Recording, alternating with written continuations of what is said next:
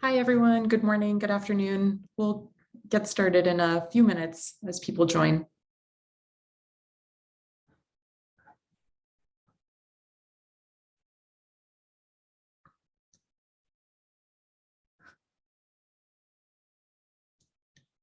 And just to get a sense of if I'm sharing the right slides, are you all seeing the behind the scenes or the just one slide?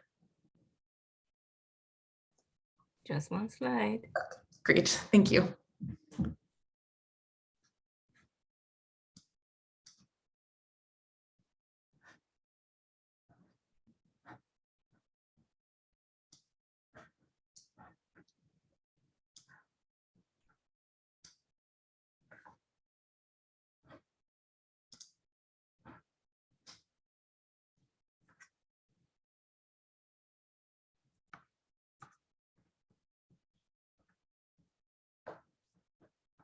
Okay, it looks like we are getting folks logging in. I will go ahead and get the meeting started in the interest of time and walk through some meeting logistics and introductory remarks.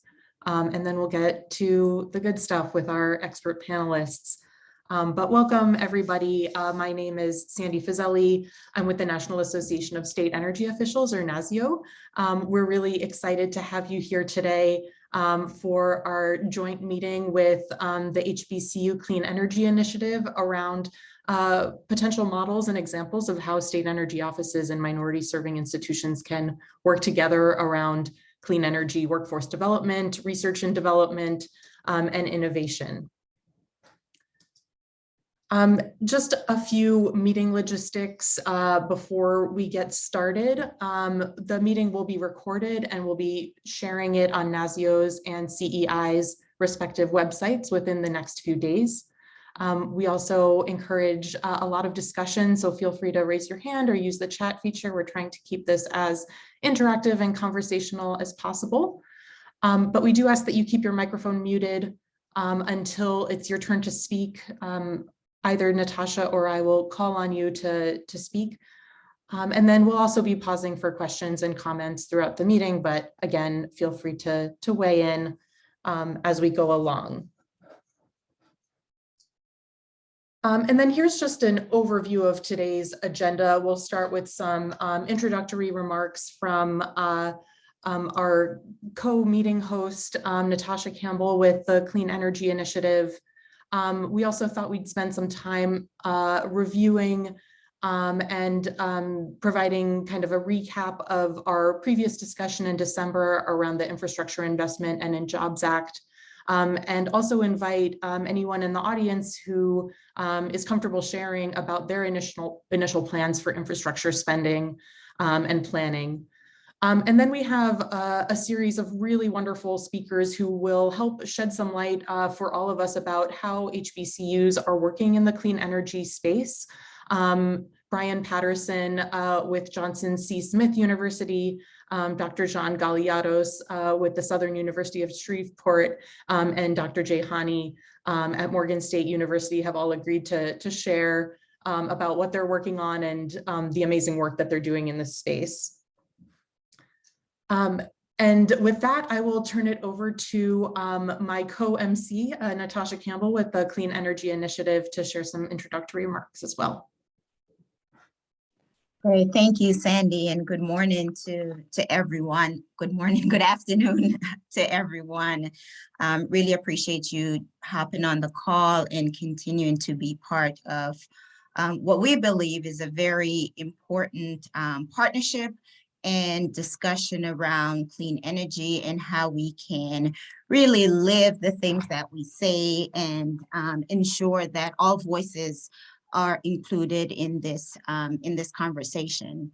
The partnership between NASEO and the Clean Energy Initiative is an important one for a number of reasons. I think through our work with the U.S. Department of Energy, the Clean Energy Initiative was established to really ensure that the HBCU community and other minority serving institutions can really participate in not just the benefits, but the conversation that develop projects and programs to ensure that these investments and benefits can be accessible to underserved communities. NASEO has been an amazing partner for us. It's very, very early in this partnership. I think we're about just over a year since we started this engagement. And in that year, we've done quite a few things, from including the Academy on critical research project that looks at diversity in the energy sector, that looks at ways the state energy offices can meaningfully engage the HBCU community in setting priorities at the state level. And from the CEI's perspective, really engage the Academy to understand how you are undertaking this work on campus and how our organization and organizations like the CEI and others can really support the work that you're doing. Since December, this December discussion was very not only interesting and informative, but it also demonstrated to me this passion and interest from different HBCUs, the work that you're doing, highlighting that and also expressing how our organization can work with you. So I'm looking forward to continuing the conversation. We highly encourage dialogue and discussion. So as we engage, please feel free to raise your hand and share and provide insights, because at least from the CEI's perspective, we really, really want to meet the institutions where they are. And the best way to do that is for you to tell us how we can, through our partnerships and collaboration, support the work that you're doing. So thank you again for being here.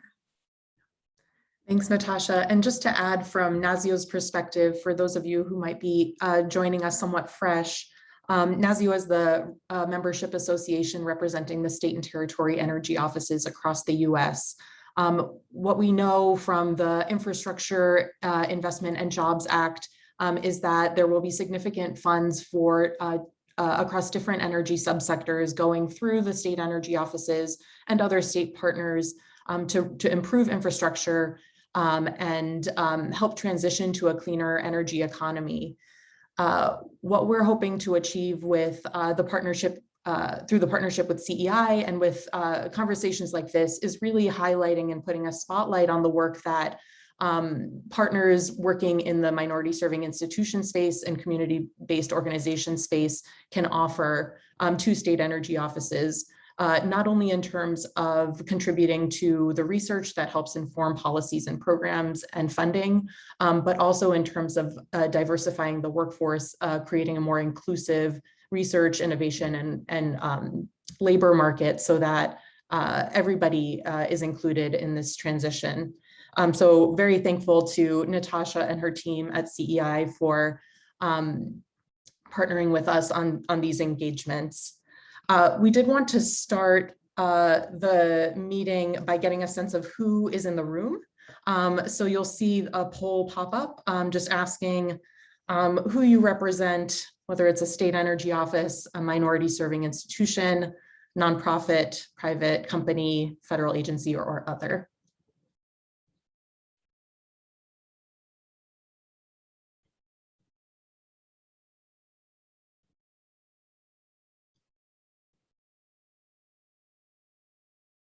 Okay, it looks like we've reached about 80% participation, so I will go ahead and share the results.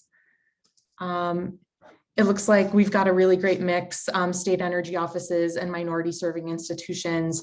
Really also happy to have external partners from nonprofits, private companies, and federal agencies on board. And of course, throughout the conversation, if you're interested in connecting with folks who are in the meeting, feel free to use the chat, or after the discussion, Natasha and I are happy to help facilitate any further discussions that you'd like to have online. So the next item up on our agenda is actually to just do kind of a quick recap of takeaways from the previous discussion. So as many of you participated and know, we held a discussion on December 14th of last year, about a month ago, to discuss some of the initial provisions that we thought would be of interest to state energy offices and minority serving institutions in the Infrastructure Investment and Jobs Act. And to Natasha's point, it was great to see so much interest from the group. I personally noticed a lot of interest from state energy offices that are interested not only in engaging, but also learning about how historically Black colleges and universities, HBCUs, and other minority serving institutions, MSIs are working in the space and can help be resources as the states develop programs and policies. We also heard of a lot of interest in 3 key areas. First, in energy efficiency, particularly in the built environment. The IIJA does provide quite a bit of funding through specific buildings provisions, as well as through the Energy Efficiency and Conservation Block Grant Program to support energy efficiency in the built environment. So that might be one area that we try to explore further, depending on who's interested in those deeper dive conversations. Also heard quite a bit of interest in the electricity sector, specifically the IIJA provisions about modernizing the electric grid and also making it more resilient and secure, including in cybersecurity. So that could really tap into some of the talent that we're seeing within MSIs, not only in STEM programs, but also in computer and computer science and IT. And then finally, quite a bit of interest too in the transportation and mobility space.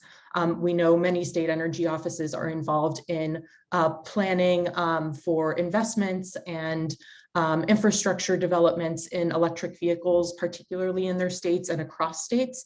And we know of a few examples where HBCUs and other minority serving institutions have developed programming that can really help support their knowledge and understanding of that space. So today's meeting will actually give us a bit of a glimpse into some of the resources that HBCUs have in this space and the programming that they're working on. So I'm really looking forward to that.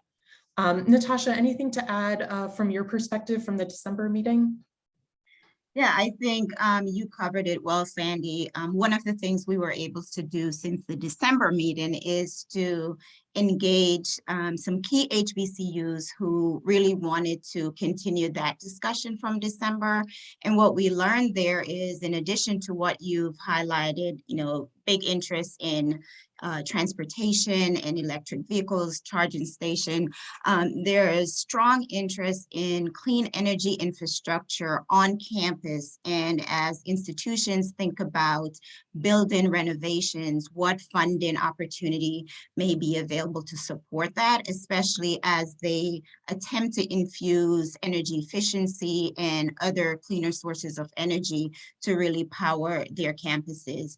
Continued strong interest in workforce development, not just connecting college students to opportunities in the sector, but how do we think comprehensively about the pipeline and include exposure for K through 12 students. And I think the other piece that definitely wanted to lift up, because we heard this in our small group discussion, is investment in broadband. And there's significant investment in broadband. A lot of our institutions are in rural communities, and ensuring that the community, not just the students, but when you think about seniors and others who may be limited in their physical ability, how can we connect them to the internet so they can have a better quality of life? So hopefully we can hear a little bit more from the institutions and the states, any projects and programs they're thinking about that we can, through our partnership, help to support what they already have in place.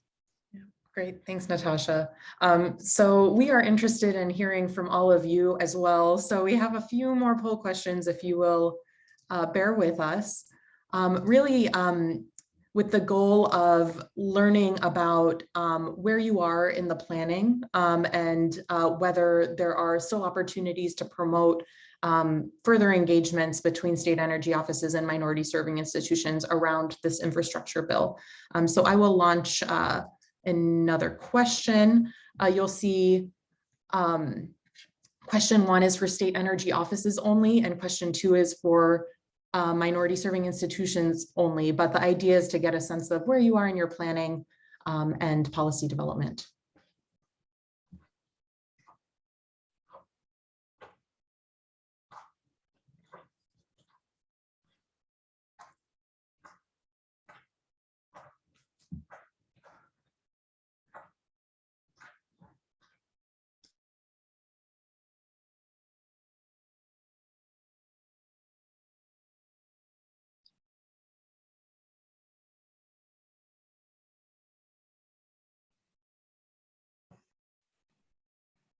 It did not let me submit unless I answer both questions, although it says only one. Okay, well, thanks for, I think if you are trying to submit, hit other Yeah, for I the did. question that's not relevant to you. Yeah, that's what I did. Thanks. Sorry about that.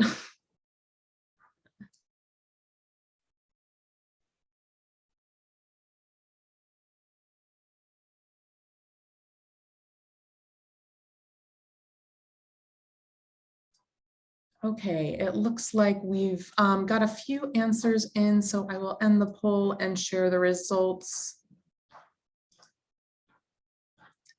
So it looks like the state energy offices are mainly beginning to engage partners, making decisions about their allocations, but there's still some opportunities to really think about planning and processes and partnerships. And then for the minority serving institutions, we have quite a few who are unsure about whether there are specific funding or provisions in the Infrastructure Investment and Jobs Act that are of interest, which is totally fine. I think that there's still plenty of time to take a look through those, and NASEO and CEI are also happy to share some resources that we have on that topic. Okay. And then this next poll question just asks about the areas of IIJA that are of greatest interest to you and your offices. This is for anybody who's on the call, but the idea is to just get a sense of where we have critical mass in terms of interest areas. So I'll read through them. Energy efficiency in buildings, energy efficiency and renewable energy in K through 12 schools, local community-driven clean energy planning and projects, low-income programs, electric grid resilience and security and cybersecurity, broadband and smart grid infrastructure, electric vehicles and alternative fuel vehicles, R&D in advanced energy, and manufacturing in advanced energy. And again, feel free to use the chat if you have any other ideas that haven't come up on this list.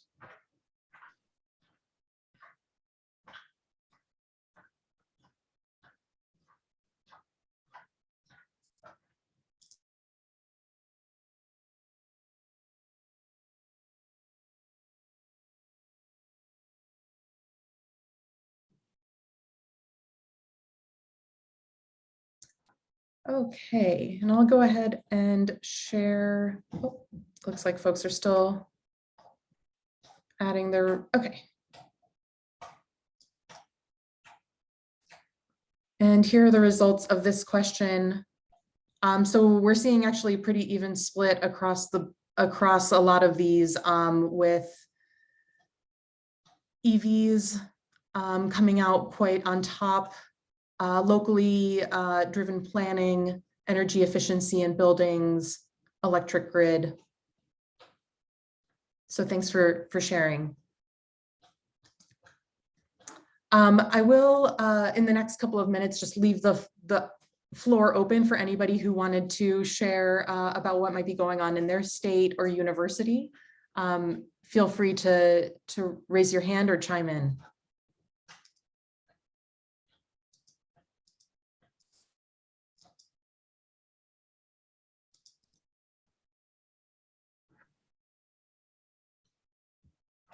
Okay, well, hearing nothing, we can go on ahead. I did want to do a special shout out to our partners at the U.S. Department of Energy Office of Economic Impact and Diversity. I see Rodney Walters is here in the meeting.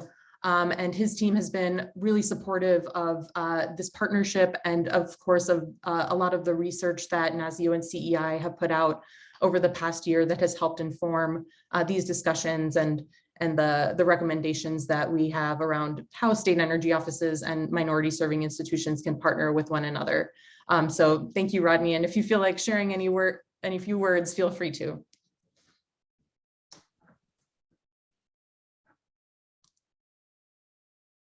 Okay. If not, Natasha, maybe I'll turn it over to you to introduce Brian, and looking forward to the discussion. Excellent. Thank you, Sandy.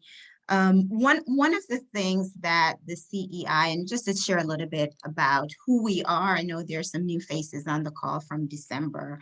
The Clean Energy Initiative was established by the U.S. Department of Energy back in 2017 to really engage the HBCU community in this conversation around clean energy and climate solutions. It was established with an organization called the HBCU Community Development Action Coalition, which is a nonprofit organization that has been around for about 10 years, really working as an intermediary to identify resources and provide support to HBCU communities, primarily around economic development. Any conversation that includes economic development cannot ignore energy and climate, as well as all the focus that has been around the workforce that's needed to support that industry. So the Clean Energy Initiative was established by the Department of Energy with CDAC, working with the HBCUs to ensure that the voice is heard in conversation around policy, program development, and of course, clean energy technology deployment through various demonstration projects. Our work has included residential solar installation in places like Baltimore, anchored with Morgan State University, and most recently in places like Greensboro, North Carolina, partnering with the North Carolina's A&T University.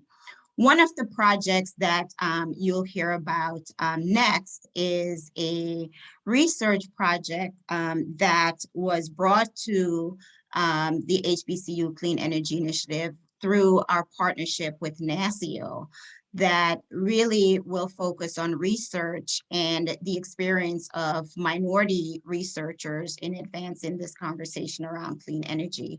And what we have done through partnering with NASEO and the CEI, we brought together a research team that's comprised of professors from a minority serving institution, a Hispanic serving institution, an HBCU, and a predominantly white institution as part of the research team that will lead this work.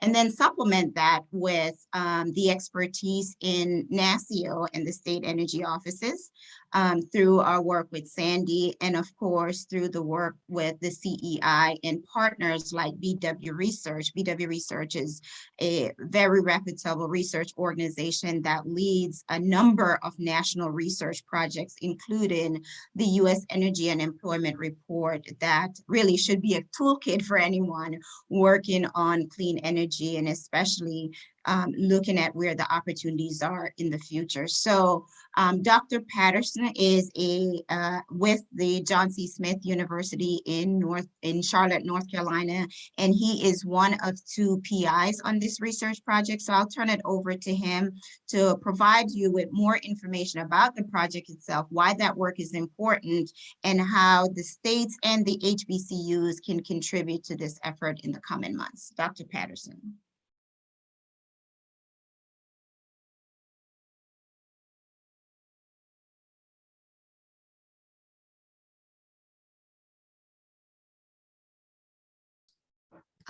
Brian, it appears you're on mute.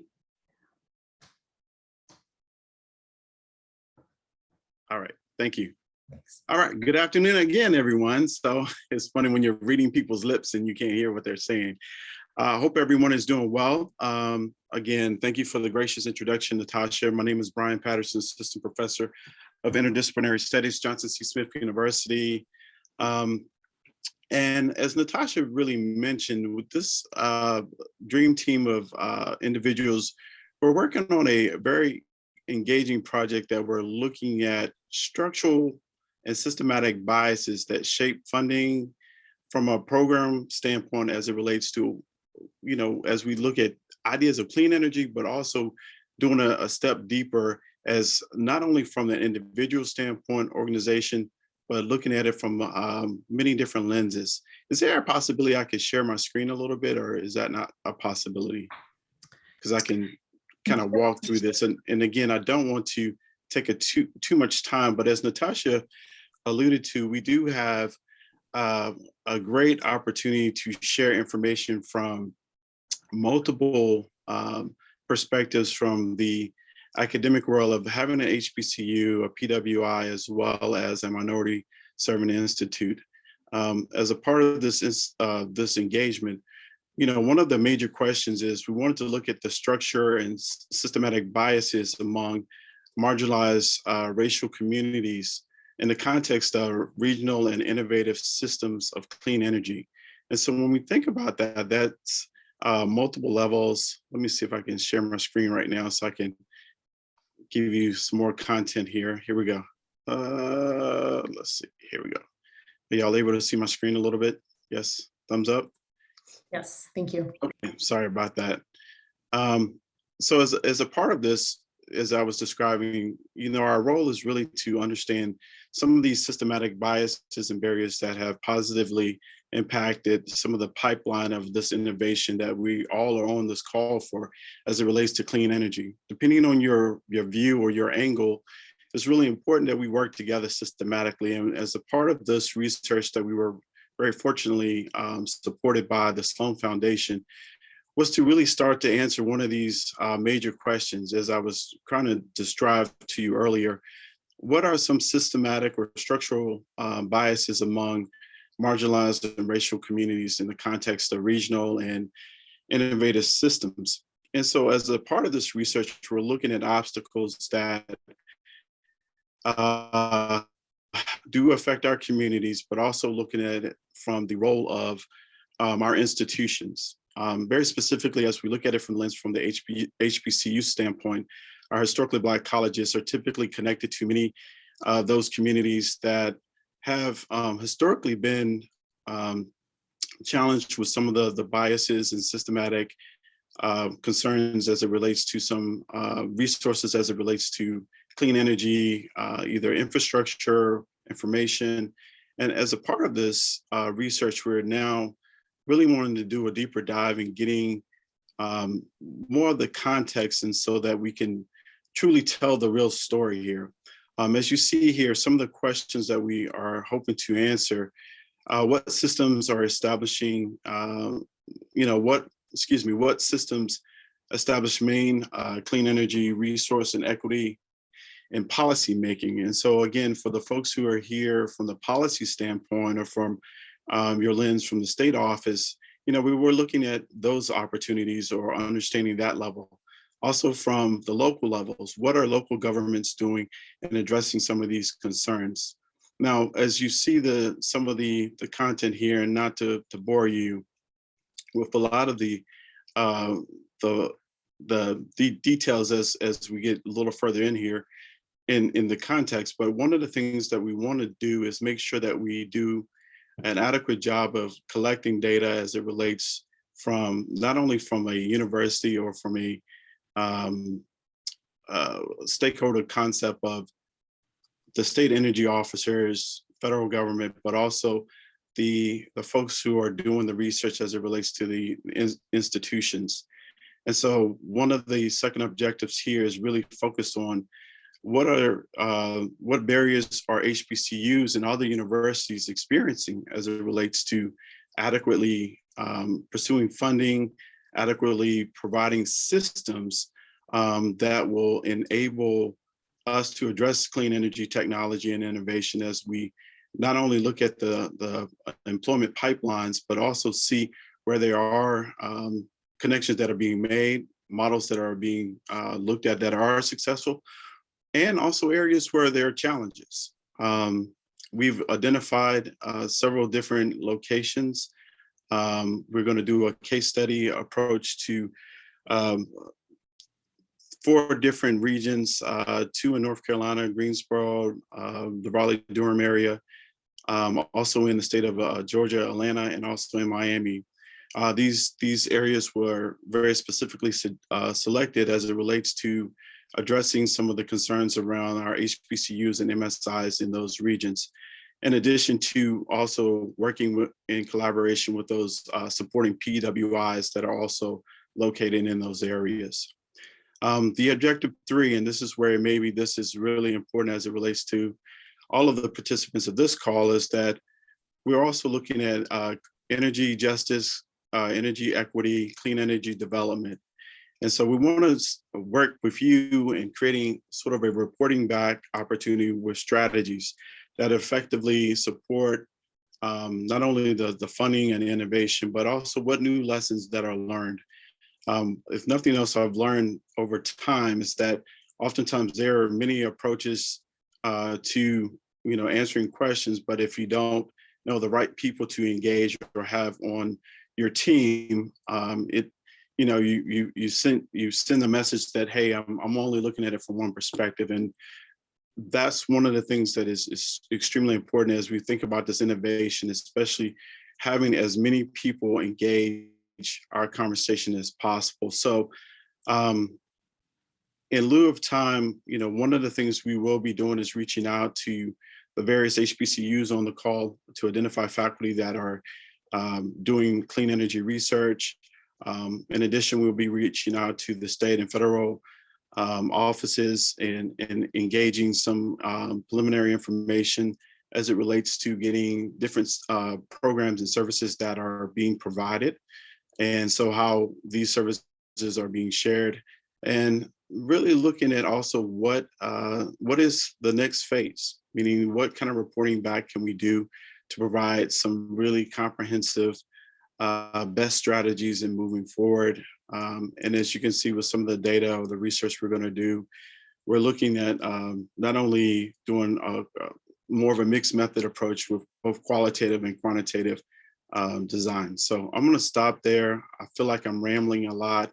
I have to apologize. I'm also in the middle of a class session, so I have students in the breakout groups. If it sounds like I said it in a blur, I am, this is our first week of class, so I have to apologize. I did want to make sure that folks were aware that we have some really good research opportunities that are happening, that will engage everyone who's a stakeholder on this call. So I'll stop there. Thank you, Sandy and Natasha, for the opportunity. And again, if something is not clear, we definitely will be in contact with more details, but I did want to just kind of provide an overview and just a snapshot of something that we do have in the works as it relates to the research aspect of this initiative. Terrific, Brian. We'll let you get back to class. We did just have one question in the chat about whether the handbook and other resources coming out of this project will be available externally. Yes. Okay, That's really the absolute deliverables as a part of this research. Absolutely. Thanks so much. Thank you all. Great.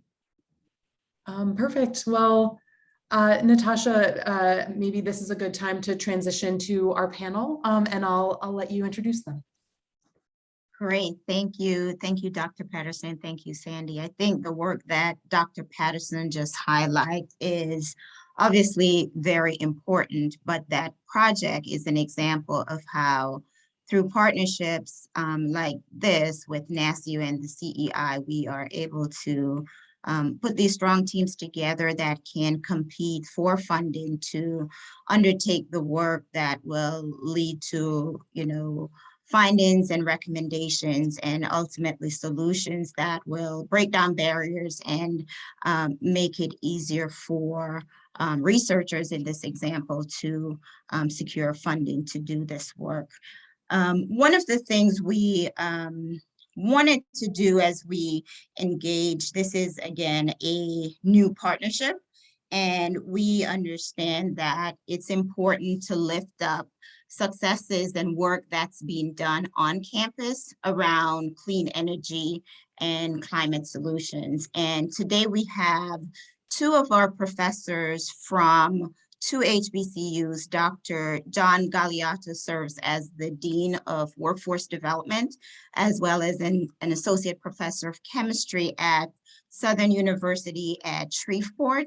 And we have Dr. Jahani, who serves as a professor and also the director of the National Transportation Center and the Urban Mobility and Equity Center at Morgan State University.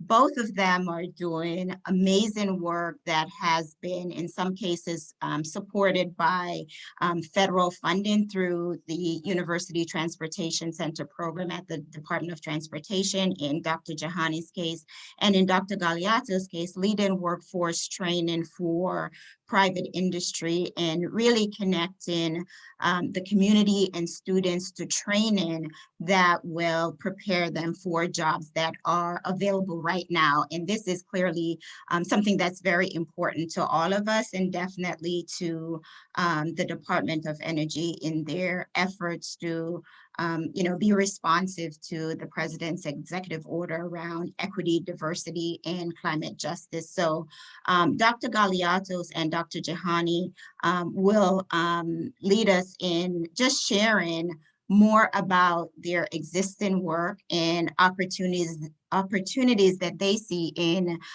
infrastructure funding that can advance this work. And we hope to hear from the states around any opportunities or programs that can enhance what they're doing, or maybe even replicate this work in other states. So with that, I'm gonna ask Dr. Galliottos to begin the discussion and highlight the programs at Southern at Shreveport. Thank you so much. Good morning, everybody. Good afternoon, wherever you are. I'm John Galliottos. Right now, I'm broadcasting from Calumet Lubricants. I have a class next door, and I need to be a little quiet. We are doing basic operations and operation safety. And if you hear a big loud noise, it's because there's an air conditioner from the company that is starts and ends and whatever. So it's pretty good, and I'm very fortunate because I'm learning firsthand what industry wants moving forward and what kind of practices they incorporate into their own refinery in order to do carbon capturing, reducing any release of hydrocarbons and molecules up in the air, and then how they capture them and they convert them back into other energy resources, forms and such. So all these processes, I translate them in skills and competencies and certifications and validations. And therefore, recently, last November, I was in Abu Dhabi, was invited to be on a panel and talk about how the oil and gas industry now is converting slowly their practices into saving the environment or preserving the environment and become more effective and efficient with releases of carbon footprints in the atmosphere. So what we're doing here is validating what industry wants, and we develop fast-track training, credentialing for their needs. This morning I was at the Petroleum Club, believe it or not, talking about sustainable advanced manufacturing.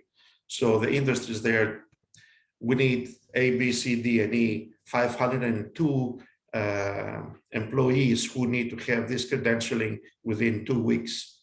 So you see, so all these results, we take them, and then the best practices, and then with this in mind, we can go to the federal government and say, listen, we have these best practices. Would you be interested in participating in ways such as A, B, C, and D?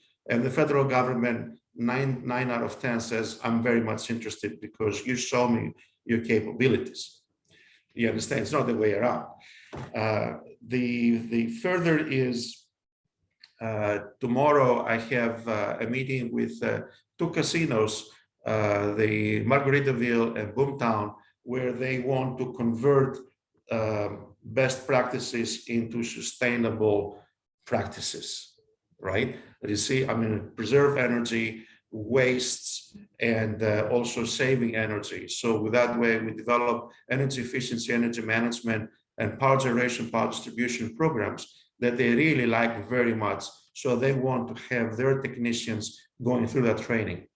But then when we have this training for non-credit credentialing, validation of skill certifications, it is paramount. The colleges, this is the vertical approach.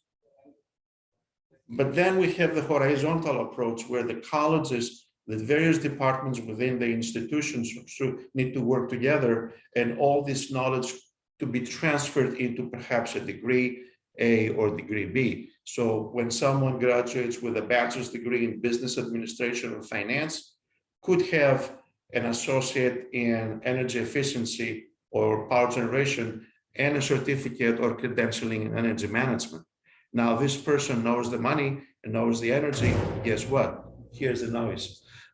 So it is a much more rounded individual and capable to climb up the ladder within the in the business world. And then, so this is very important. So we have incorporated a program where we educate, teach, and train and update the administration of such opportunities that are very valuable to the institution. So let's call it like retreats. So we do that twice a year. So, and then the administration can come and visit, and they come to visit the various plants. I'm also working with SWEPCO, the Southwestern Electrical Power Company, and their power plant is next about a mile and a half from here. So we have two different plants, one that produces gasoline and various lubricants, such as the WD-40. You know what WD-40 means? WD means water displacement, and 40 is the 40th trial when it was successful and it was marketed. Just in case, just FYI. So, and then we have linemen and energy efficiency management, power generation, power distribution, and so forth. So you see the blending and the best development of the personnel. So, and that generates a global impact. We are working with the World Economic Forum and the United Nations in ensuring that the when we meet global impact starts locally, regionally, state, national, and the world. And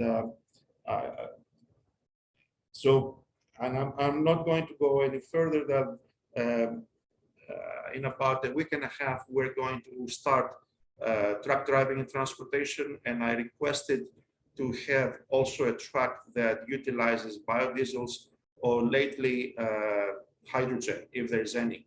So we'd like to show the world that you can run transportation using clean fuels. So these are some of the best practices. All of them incorporate relations, and 4 additional companies that we have put strong already relations, and we're going into incorporating best practices is BP, Renewables, Shell, Total, New Energies, Conoco, and Total Solar, solar practices. So just FYI, I'll leave it here. These are some hands-on, because I do believe in hands-on. If I want something to solve, and because of that, industry now has become an advocate. One industry speaks to another industry. And I'm going to close with something very, very important that really gave me goosebumps yesterday. Last afternoon, the training is from 7 a.m. until 3:30 p.m., Monday through Friday, for the next 3-4 weeks. So at about 2:30, one of the managers was walking out, going to do some checking. And he said to me, "Are you the guys who are doing the training?" I said, "Yeah." I said, "How are my first class? How are the first training class doing?" He said, "Absolutely magnificent. We love these guys. They're doing excellent. Can we have more like that?" "Sure, we have another class going." "Okay, perfect." So that is the reward. When the talent you you send to industry to practice the things you taught them. The customer, the client, the industry tells you they're excellent. So that is the thing. Does it make sense to you all? It does. I think that there's So probably I'll stop here. there's probably no better outcome than when you undertake training and you get a job, right? You don't want to train just for the sake of training. When you can train and provide someone with employment where they can take care of their families, I think that is definitely a good result. And that's why I asked, how do we validate performance? I remember I asked that question some time ago, and the answer was kind of difficult. Well, there's an example. And I think on that question, Sandy and I have had some discussion since our December meeting, and it's one that we're really exploring with our partner at BW Research in terms of, how best to recognize your question, but also recognizing that infusing a question like that in a research project may be difficult, but I think through these conversations, we will continue to figure out, the answer that I believe that you're seeking. One of the benefits of the partnerships that you have is that you have industry partners coming to you asking for training for jobs that they're seeking to fill. And I think one opportunity could be is getting feedback from them. We've done the training, you've hired the students. What do you see in terms of how they are delivering the things that the skills that you told us we needed to train them on? So that may be one opportunity, but we definitely have identified that as a question that we will continue to explore. I did also want to lift up, given the work that you're doing at Southern, and I'm sure there are others on the call within the HBCU community that have different workforce programs. One of the areas for continued workforce development is training for energy auditors. And I think a number of our students, our institutions have identified just needed investments on campus for their own infrastructure and deferred maintenance projects, or just the renovation of on-campus buildings. I would lift that up as an opportunity within the HBCU community, and especially within the two-year institution, to identify where possible and where these programs can enhance what you are already doing on campus, or create opportunities to offer new programs given the need of your community, the needs of your community, to explore and lift that up. And if there's anything that the CEI and NASEO can do to help build a research team or to help think through that project, I think I can confidently say that the CEI and Sandy can speak to NASEO's interest in helping to advance that work. If I may, please, from now on, let's use the word talent, because talent applies not only for the students, but also the faculty, the administration. Everybody plays a role. And I'm also very happy to, from a couple of days ago, I'm going to be working with Dr. Jahani on a number of initiatives that have that on a vested interest partnerships with mutual benefits. So I'm looking forward to that as well. But please, let's use the word talent, because the world is using that word, okay? If I may. Thank you, Dr. Jahani. You've definitely, Dr. Galloros, you've definitely, we've had that conversation around the talent and the language that's used and even how classroom learning is delivered. So definitely recognize your point on that.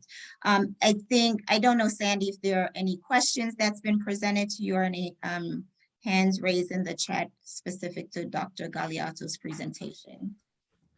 We haven't had any specific questions come through in the chat, but we'll give folks 20 to 30 seconds if anybody would like to raise their hand and pose a question. Otherwise, I think that there's such a wealth of expertise between Dr. Galloros and Dr. Jahani that I think folks have a lot to think about over the next few minutes. You know, for sustainable energy, please visit the World Future Energy Summit, WFES.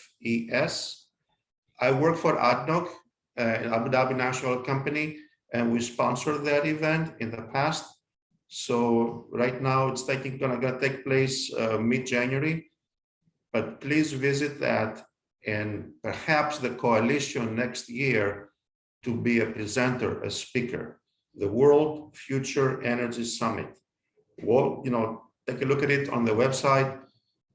You will see a lot of good things in there. I know. Thanks, Dr. Galiotis. I'll drop it into the chat too, so folks can just click on the link. Okay.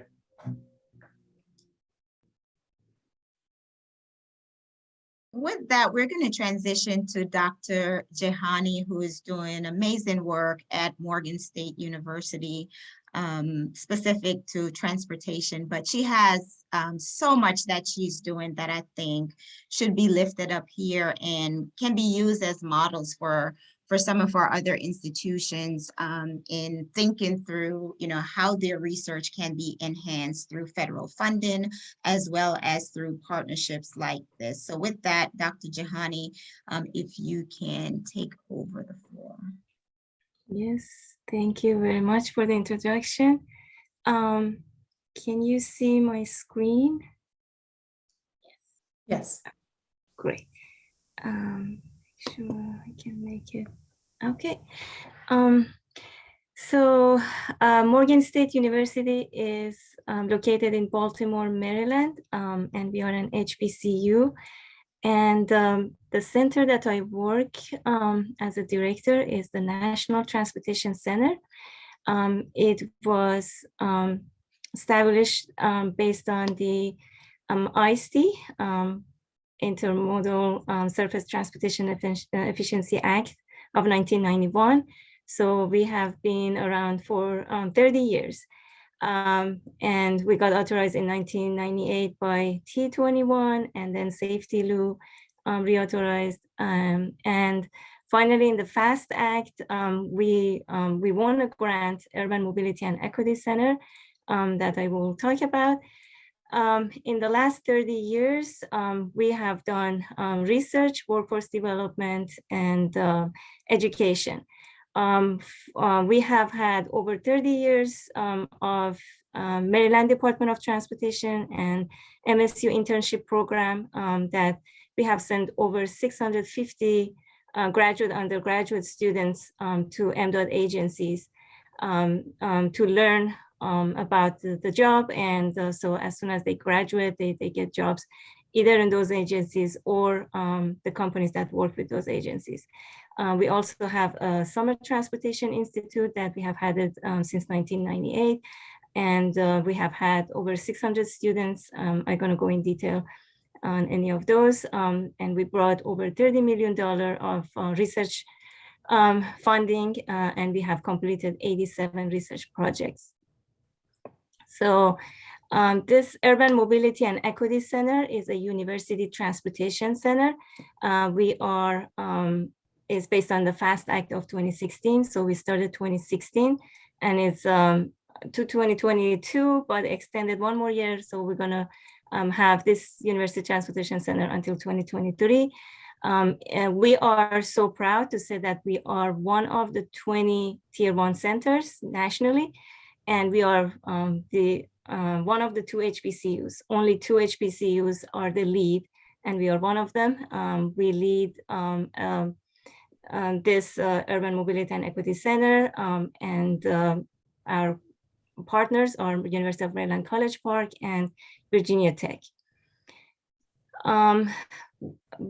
Because of all this center that we have had, we could make a new and unique program.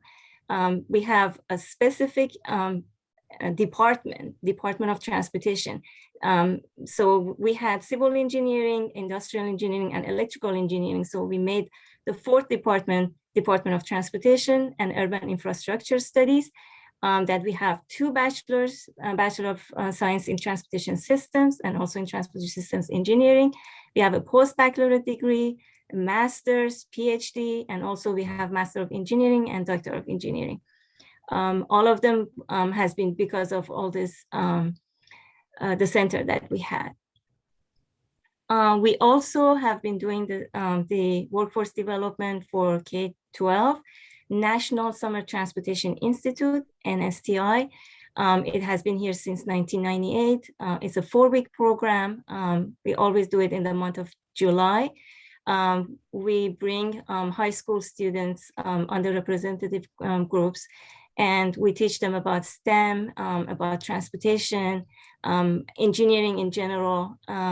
And we also had 2 pilot programs, TTI, Teacher Transportation Institute, and we also had the middle school transportation, summer transportation. Because we have been thinking that we need to, it is too late when they come to the college to talk about what is transportation or what is energy or even what is STEM or engineering. We need to reach out to them before they get to that age. So this program has been very successful. We have had over 600 students, mostly African Americans. We had over 90% of our students African Americans. Many of them, they are the first one to go to the college in their families, or they did not know how to, what the college looked like or how to pursue that. So we're bringing them, we are telling, teaching them how it is, what is the college, what is STEM, what is engineering, and how you can do that. And we're bringing people from different agencies to tell them about all those opportunities, job opportunities that they can get if they come to this field. So we also thought about it's better even to educate their teachers, because teachers touch over 300 students' lives every year. And if they know about what is transportation and what is energy, what is clean energy, what they can explain to the students, and also they can talk about job opportunities. And when the students want to think about college, they can tell them these are all those fields that you can go and pursue. And also we reached out to middle school students, and we did it for 3 years, and it was great that even from middle school they start thinking about what they can do and where they can go. For all these activities that we had for workforce development, in 2020, we got the award from Council of University Transportation Centers, CUTC, for Workforce Development Leadership Award. And we were awarded at the TRB National Conference. I mean, it's international conference. We had over 19,000 attendees, and we are so proud of that. The program is free. We give the students field trips, hands-on projects, and we engage them and involve them in different things related to transportation and energy. And the internship program, it was great of Maryland Department of Transportation. That we made this agreement, and so we are sending our students. It's a year-long internship, so it's not only summer; they go all year. And because of this, we got featured in TRB publication and CHRP report 710, and part of the award that we got because of this internship. So we send 10 to 20 students per year, and we have had over 600 students in this program, and many of them have been hired by any of those agency-related or the companies that worked with during the internship. We have been sending our students to conferences, to also to competitions, and we got awards in different, these are some examples of that. And for the community outreach, we also got an award for the Technology Transfer Leadership Award. So we did 2 utility patents and 5 provisional patents of all of these works that we have been doing. And also we reach out to communities and we engage them in the applied research that we have been doing. So for example, the picture on the left is hands on wheel, eyes on road activity that it was an awareness about attending driving and not being distracted and not texting while driving or any other things. We had an EV day, electric vehicle day. The other two pictures are on the EV day. We did it with State of Maryland and some companies, they brought their cars, EV cars. So Morgan State students could come and look at the cars and ask their questions and see what are these EVs are about. We have more of these activities. I just put a couple of examples. And on the research part, our main focus has been on urban mobility. So we have been looking at connected autonomous vehicles, electric vehicles, intelligent transportation systems, advanced transportation, advanced traffic information system, public transit. But we have also looked at equity, climate change, sustainability, traveler behavior, traffic safety, consumer behavior, infrastructure, modeling, planning, policy. That I'm not going to go into all of these, but I put some examples of some of the work that we have been doing. We have a lab. It's safety and behavioral analysis. We have driving simulators, bike simulator, eye tracking system. We test, like for example, some of the new technologies. We tested in the simulator first. We bring people and they drive and we see the reaction to different technologies or different information that we give them and see how they perceive it and how they follow it. And also for multimodal, we look at the pedestrian, bicyclist, and the interaction between cars and bicycles and their safety. These are some examples of the connected and autonomous vehicles projects that we have been doing. We looked at multimodal traffic signal control, next generation transit signal priority system, distracted driving, reducing distraction using automated vehicle technology, and demand responsive feeder transit operation. They are very related and connected to clean energy and sustainability as well. That's just a small video just showing that our simulator, what we like we put some of the connected vehicle technology in it.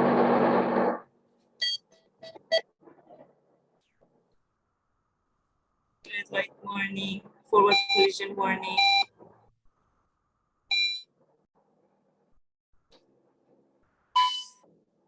Pedestrian warning, and speed warning, especially on the curves.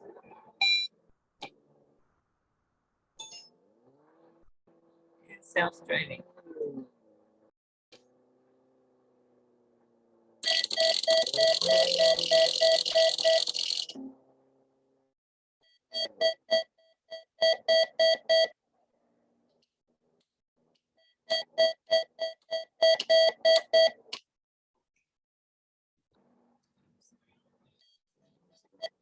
To go to the next page. So we have been bringing people from all over Baltimore. They drive and we give them all these technologies, see how they react to it and how they perceive it. On equity, some of the examples on equity that we have been doing is the effect of COVID-19 on mobility. We looked at the effect of it on transit users in Baltimore. Understanding the access to grocery stores in food desert areas in Baltimore City, evacuation equity, evaluating equity in evacuation, investigating the effect of connected vehicle on mobility and equity. On sustainability, there's some examples. We have done a lot of sustainability work, electric vehicle ownership, factors, preferred safety technologies, and commuting behavior in the United States, integrated optimization of vehicle speed control and traffic signal timing, develop an eco-cooperative adaptive cruise control system for electric vehicles, and also testing advanced hybrid electric vehicle we looked at buses and also some other vehicles, but in multiple signalized intersection. On modeling, some that is related to here is like e-bike. We looked at e-bike, we have looked at scooters and modeling how it works in the transportation network. And recently we are working with BGE, Baltimore Gas and Electric, on electric vehicle ridership. It's a project they got it from Department of Energy, USDOE, and we are partnering with them on some of the stuff that they are working. So they are trying to have a fleet of 100 EVs in Central Maryland for ridership on a transportation network company platform. We're focusing on developing, owning, and operating high-powered public EV charging infrastructure in underserved communities and in around Baltimore. We are doing it in Morgan State as well. We're going to have some charging stations at Morgan State. Design and execute program to provide equitable access to affordable point-to-point transportation to address socioeconomic challenges such as food, healthcare, and job access, and gain important learning from the program by collecting, organizing, interpreting, and analyzing data obtained from the source. And we're going to do a lot of work on this as Morgan, we're getting their data and we analyze it. And so we're going to look at those items.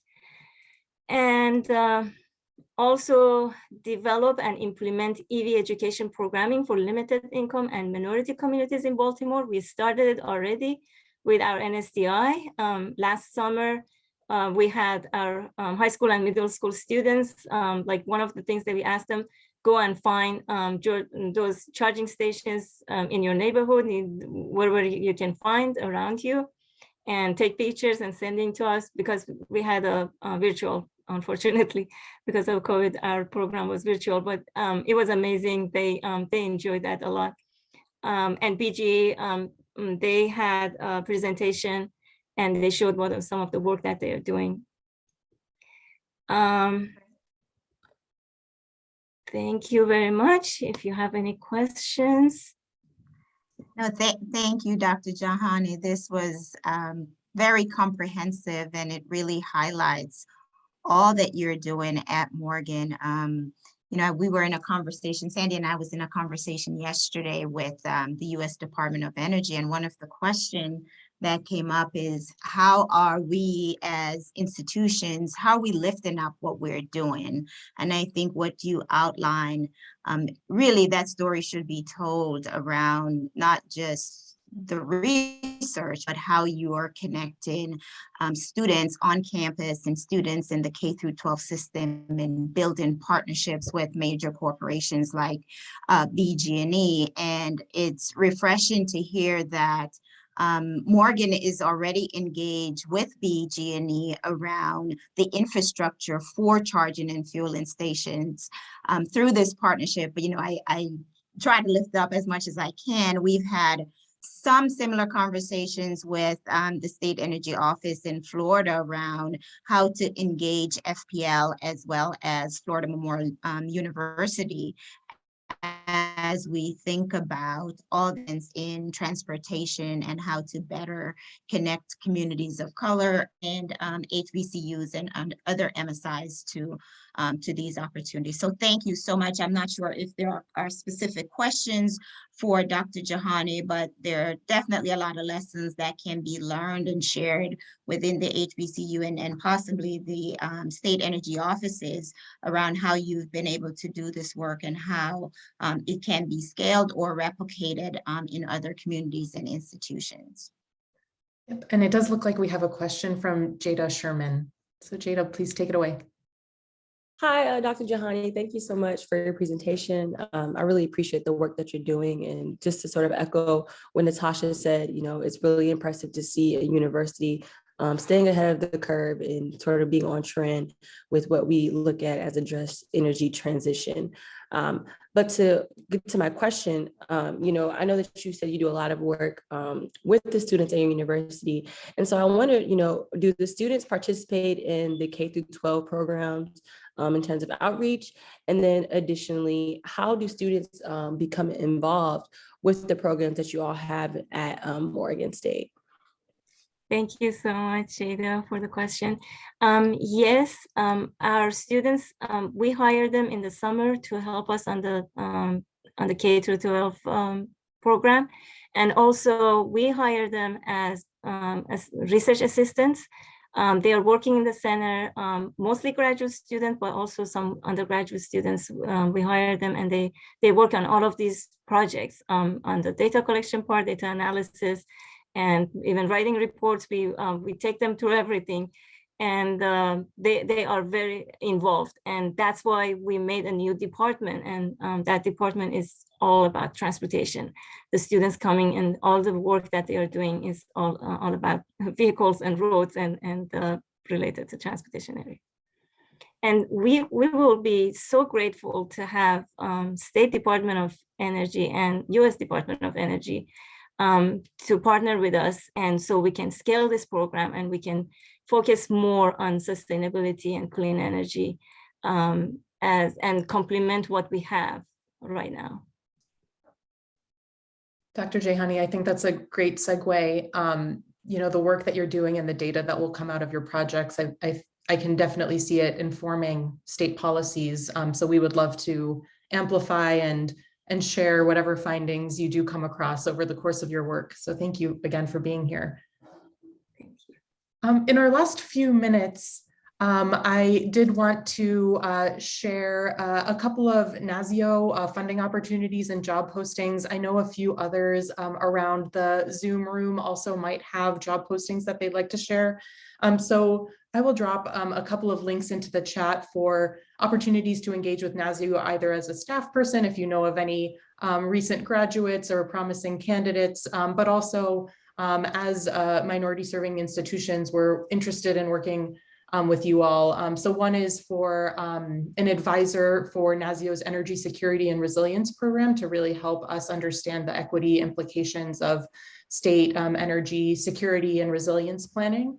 And then the other one is for a program manager within our buildings program. And again, if anybody else would like to share, please feel free. Al, I see you've come on screen. Hi everyone. Thank you, Sandy and NASEO, for conducting this webinar. And I joined a few minutes late, but I did catch all of Doctors Galloros and Jahani's comments and presentations, and that alone made it worth it. We are now have a job available, and I'll put a link in the chat. We're looking for a transportation program manager, and I would love for our candidate pool to be, our talent pool to be as diverse as possible. So I would encourage any of you who can echo this job posting to use that link to spread the word. Also, I would like to perhaps pursue some of the programs, including an internship program. Eventually, right now, this job is open for 2 more weeks. And it is based in Virginia, working for the State Energy Office. We'd like candidates who have a little bit of experience, but at least maybe a graduate degree if they haven't had a chance to get out in the job market yet. So I'd appreciate anybody you can send to that opportunity. And thank you again for your comments and those very interesting programs you described. Thank you, Al. Much appreciated. It looks like we have some traffic in the chat too, so that's wonderful. Before we close out, I'd like to do one more poll just to get a sense of where we can provide support in the future in terms of future meetings and discussions and project development brainstorming activities. So For those who are left, feel free to weigh in. There are two parts to this question. We really appreciate your feedback. And in the meantime, it looks like Sarah Bazemore has a comment and a hand up. Hey, thank you so much. I'm the director of the South Carolina State Energy Office. And thank you again for today. This is wonderful hearing about everybody's great examples and the difference that's being made, especially in workforce development and getting folks started young. And because I appreciate what one of the speakers said about, by the time they get to the college level, this is almost too late. Thankfully, I guess we're all lifetime learners in here. But I do think it's important to start young, and you can certainly shake those minds with all of the potential that's available. The reason I raised my hand, though, is because I just put in the chat as well. We have a position open in South Carolina Energy Office for our Clean Transportation Coordinator. And I put a link. The position is open until this Friday, but we are looking for motivated and knowledgeable folks that want to help clean transportation and promoting that in South Carolina and surrounding areas. Thanks so much, Sandy. Yeah, great. Thanks, Sarah, for sharing what's going on in South Carolina. Great. Any final comments, questions, thoughts that we should keep in mind as we continue our planning and partnership between CEI and NASEO? Natasha, feel free to share some last words as well if you'd like.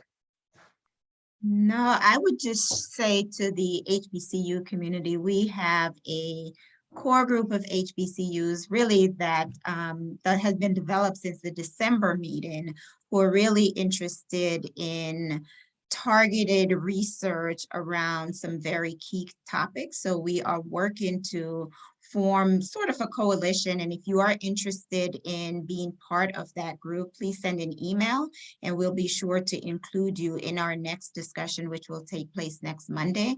But we're really looking for folks who want to be part of this conversation, especially with an eye towards research and development of clean energy technologies.